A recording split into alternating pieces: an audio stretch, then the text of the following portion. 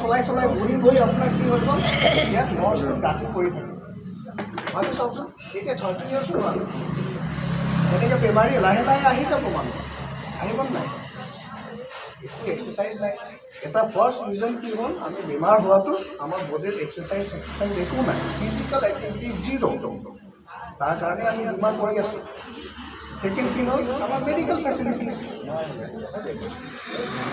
কি Indian medical facilities ভাল আছে জানো নিজৰ আমাৰ মেডিকেল আমাৰ হস্পিটেলবোৰ ভাল আছে আপোনাৰ ভাল লাগে নাই কৰিব আছে তেতিয়াহ'লে আমাক ডাইৰেক্টলি যাব লাগে হাৰ্ট চাৰ্জাৰী হৈ যাব আৰু এবাৰ ডক্টৰৰ ওচৰত যোৱা মানে কি হ'ল গোটেই জীৱনৰ জমা পুঁজি পেলোৱা হয় নহয় কিয় ভুল কৈছোঁ জানো জমা পুঁজিবোৰ শেষ কৰি দিব যদি আমি যাওঁ তেতিয়া জীৱনৰ যিমান জমা পুঁজি আছে চব কনচালটেঞ্চি ফিজ ডক্টৰৰ ওচৰত গ'লে কনচালটেঞ্চি ফিজ আজিকালি মিনিমাম ডক্টৰৰ কনচালটেণ্ট ক'ব কাৰণে হয় নে নহয় তাৰপিছত কি দিব ডক্টৰে আপোনাক চোৱা লয় ৰিপৰ্ট ইমান 5-5 টকা ৰিপৰ্ট ইকো হৈ আছে আৰু এতিয়া ভাল আহিছে thank you so' much sir এতিয়া ভাল আহিছে ন মাতটো দেখাই আছোঁ মানে ধৰিব পাৰে আপুনি ইয়াতে আছে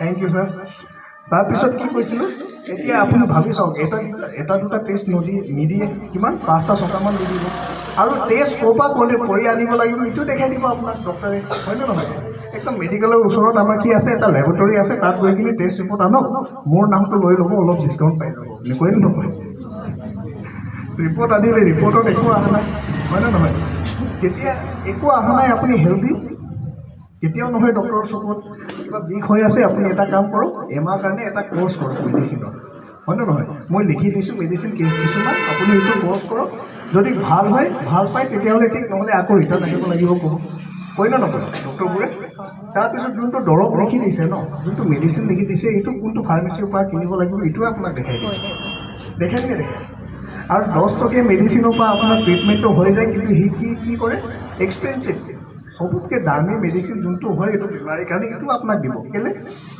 যোনটো মেডিচিন কোম্পানীৰ পৰা মেডিচিন কোম্পানীৰ আপোনাৰ দৰৱ দিলেহি তাৰ লগত টাই আপ আছে ডক্টৰ তাৰপৰা কমিশ্যন পায় লেবৰেটৰীৰ লগত টাই আপ আছে আপোনাৰ ফাৰ্মাচীৰ লগত টাই আপ আছে পইচা ডক্টৰৰ হয় নে নহয় কিন্তু তাত লছ কাৰ হৈ আছে হয় নে নহয় তাৰ কাৰণে মই কৈ আছোঁ কি নিজৰ হেল্থটো নিজৰ হাততে আছে ঠিক আছে এক্সাৰচাইজবোৰ কৰিব ষ্টাৰ্ট কৰি দিয়ক ভাল বস্তু খাব ষ্টাৰ্ট কৰি দিয়ক এতিয়া অলপ বুজি পালে হয় নে নহয় এতিয়া RCMক আমি নতুন ভাৰত নিৰ্মাণৰ এটা অভিযান কেলৈ কৰি আছোঁ কেলৈ মানে এইবোৰ কথা আপোনাক জনাই থৈ দিয়ে RCMে কেনেকুৱা বস্তু খাব লাগে আপোনাক আজি দিনত বাহিৰৰ বস্তু খাব পাৰে জানো আপুনি ভাবি চাওকচোন বাহিৰৰ এটা বস্তুত আপোনাৰ কেমিকেল ফ্ৰী পাব জানো এটাও কেমিকেল ফ্ৰী নাই আজিকালি আমি এইটো কি বোলে গাই গাখীৰ একদম হেল্থি প্ৰটিন পায় হয় নে নহয় একদম অৰ্গেনিক হয় বুলি ভাবোঁ হয় নে নহয় একচুৱেলি এইটো অৰ্গেনিক নহয় এতিয়া যোনটো ঘাঁহ খাই আছে তাত ইউৰিয়া আছে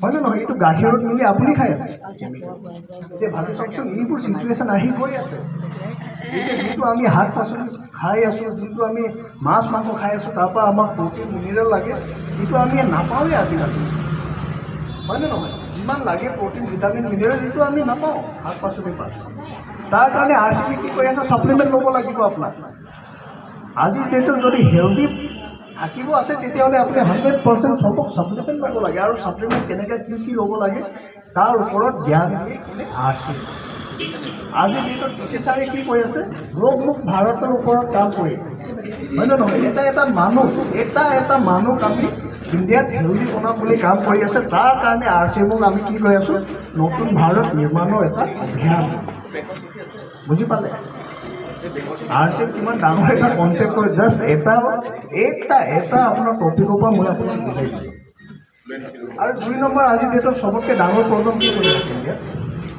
ফাৰ্ষ্ট হেল্থ ছেকেণ্ড কি স্বাৱলম্বন হয় নে নহয়? আগৰ নিচিনা আছে জানো চাকৰি? এতিয়া মানুহ স্বাৱলম্বী হ'বৰ কাৰণে চাকৰি লাগে, নহ'লে কিবা এটা ইনকাম চ'ৰ্চ লাগে। এতিয়া ইনকাম চ'ৰ্চ আছে জানো মানুহৰ হাতত? ইমান আগৰ নিচিনা অপৰচুনিটিছ আছে? ভাবি চাওকচোন। তাৰ আগত এটা কথা বুজিব লাগে আমাৰ। আজিৰ ডেটত ইণ্ডিয়াৰ পপুলেশ্যন কিমান? আমাৰ ভাৰতৰ পপুলেশ্যন কিমান? এইটো অসমৰ পপুলেশ্যন। ইণ্ডিয়াৰ পপুলেশ্যন 145 crores, 2.3 billion. 145 crores. এতিয়া ৱৰ্ল্ডৰ হায়েষ্ট পপুলেশ্যন কাণ্ট্ৰি বনিলোঁ না? হয় নে নহয়? চাইনাক বিট কৰিলোঁ। একো ক্ষেত্ৰত বিট কৰিব পৰা নাই। স্পৰ্টছত বিট কৰিছে জানো? নাই কৰা। ডেভেলপমেণ্টত নাই কৰা, টেকন'লজিত নাই কৰা, কিন্তু এটা ক্ষেত্ৰত আমি বিট কৰিলোঁ ক'ত? পপুলেশ্যন। মই ভুল কৈ আছোঁ। 145 crores population. Out of 145 crores population, 60% Indian population কি হয়? Youth population. Nation of youth বুলি কোৱা হয় ইণ্ডিয়া। ভাবি চাওকচোন, ইউথ নেশ্যন অফ ইউথ, ইমানেই ইউথ পপুলেশ্যন ইয়াত সোমাই আছে। 60% youth population India. Out of 60% youth population 2019 এটা ছাৰ্ভেত গম পোৱা হৈছে 6.2% মানুহ আনএমপ্লয়ড, বেৰোজগাৰ। 6.2%। ৰিচেণ্টলি 2024 5 বছৰৰ ছাৰ্ভে হয়। 2024 যোনটো ছাৰ্ভেত গম পোৱা হৈছে 9.6% হ'বলৈকে পাৰিব। 4% পাৰিব।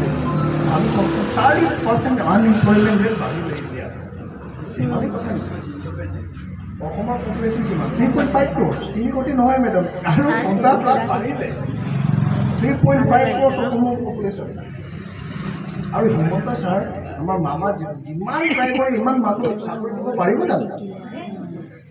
ভাবি চাওকচোন, ইমান মানুহ কেনেকৈ চাকৰি দিব? এতিয়া এয়াৰ এক্সিবিশ্যন পাতিছিলে কিমান 7-8 মাহ আগত, অলমষ্ট 1 year হ'ব হৈছে। ভেকেঞ্চি কিমান আছিলে? 7,000 to 8,000 vacancy all over Assam. Form fill up কিমান মানুহে কৰিলে? more than 23 lakhs। এটা থাৰ্ড আৰু ফ'ৰ্থ গ্ৰেড চাকৰিৰ কাৰণে ইমান অভাৱ হৈ আছে চৰকাৰী চাকৰি। আগৰ নিচিনা নহয় ন? ক্লাছ 8 পাছ, 10 পাছ, 12 পাছ আহি যাব, ক্লাৰ্ক বনি যায়, আহি যাব, একাউণ্টেণ্ট বনি যায়, এনেকুৱা হয় জানো? নহয়। ইমানেই অভাৱ হৈ আছে আজি দেশত চৰকাৰী চাকৰি। তাৰপিছত এতিয়া প্ৰাইভেট চাকৰি পোৱা ইমান ইজি হয় নেকি?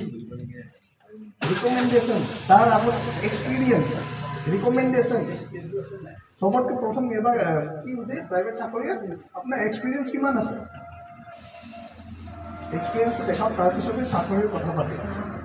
হয়নে নহয়? তাৰপিছত ৰিকমেণ্ডেশ্যন আহিব, ৰিফাৰেঞ্চ কোনোবা চিনাকি আছে, সি ৰিফাৰ কৰি দিয়ে। তাৰপিছত ইণ্টাৰভিউৰ কাৰণে ৰিফাৰেঞ্চ। তাৰপিছত এতিয়া কি মানে educational qualification, minimum master degree আজি ডেটত লাগিব। গ্ৰেজুৱেট ষ্টুডেণ্টৰ কাৰণে মাৰ্কেটত চাকৰি নাই। সঁচা কৈছোঁ। ইয়াৰ আগত মই ফাইনেন্স কোম্পানীৰ ওপৰত কাম কৰিছিলোঁ। তাৰ কাৰণে মই গম পাওঁ গ্ৰেজুৱেট ষ্টুডেণ্টৰ কাৰণে চাকৰি নাই। যদি গ্ৰেজুৱেট ষ্টুডেণ্ট হয় তেতিয়াহ'লে 15,000 চাকৰি গোটেই জীৱনটো কটাই দিব লাগিব। প্ৰমোশ্যন লাগে, মাষ্টাৰ ডিগ্ৰী 100% লাগিব। তাৰপিছত এতিয়া কি